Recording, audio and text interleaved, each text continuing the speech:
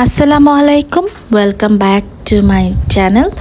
এবং শুরু করছি আরেকটা কেকের ভিডিও নিয়ে। আজকের কেকের অর্ডারটা এসেছে একটা আপু তার হাজব্যান্ডের বার্থডে কেক গিফট করতে চাচ্ছে। তো ওনাকে আমি কয়েকটা ছবি দেখালাম। ছবি দেখানোর পর উনি হার্ট শেপের একটা কেক পছন্দ করেছে, যেটা স্ট্রবেরি ফ্লেভার হতে হবে।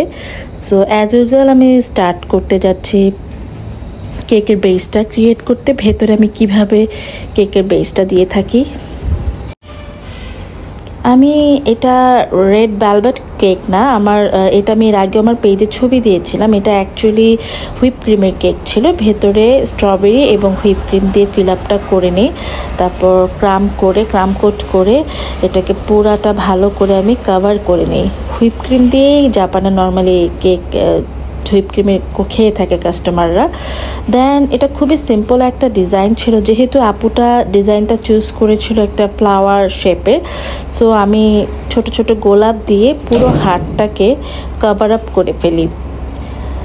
আপনারা দেখতে পাচ্ছেন আমার পুরো কেকটাতে আমি যতটুকু চেষ্টা করেছি।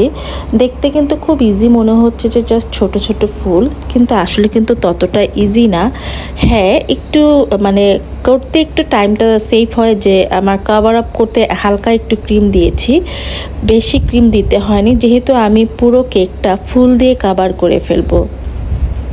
তো আমি সাইড দিয়ে, আপনারা দেখতে পাচ্ছেন আমি সাইড দিয়ে ভালো করে ছোট ছোট ফুল দিয়ে কভার করছি।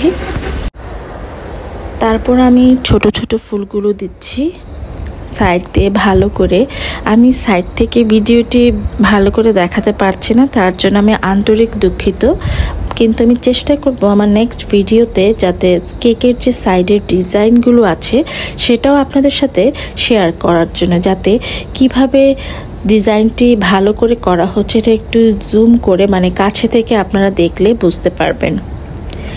আমি এটার নজল নাম্বারটা বলতে পারছি না কত নজল নিয়েছি, বাট সম্ভবত আমি এই ফুলটা একটা 2D নিয়েছিলাম সম্ভবত, বাট আমার অ্যাকচুয়ালি এখনও বেসিক্যালি মনে নেই যে আমি কোন নজল নাম্বারটা নিয়েছি। আসলে এতগুলো নজল কেনা হয় যে নাম্বারগুলো ওভাবে মনে থাকে না, যেহেতু জাপানে নজলের স্পেশাল কোনো শপ নেই, দ্যাটস ওয়াই। বাট আমি এটার একটা ভিডিও শেয়ার করব যে কেকের জিনিস জাপানেও একটা সুপার মার্কেট আছে, সেখানে গিয়ে আপনারা চাইলে কিনতে পারেন। সো আমি কেকের উপরে দিয়ে দিচ্ছি ফার্স্টে যে আমি কেকটাকে একটু রেড কালার মিক্স করে এটাকে স্ম্যাশ করে এটার উপরে একটা ডিজাইনের জন্য পুরাটা কভার করে দিয়েছি। দেখতে পাচ্ছেন আমার কভারটা হয়ে গিয়েছে দেওয়া। তারপর আমি এখানে যে বলগুলো আছে চকলেট বল সেটা দিলাম। দেন আমি উপরে লটস অফ লাভ অ্যান্ড দুয়া দিয়ে একটা লেখা লিখে দিয়েছি, যেহেতু উনি মুসলিম, সো হ্যাপি বার্থডে লিখতে মানা করেছে। এই হচ্ছে আমার কেক। সো নেক্সট ভিডিওতে দেখা হবে, ভালো থাকবেন।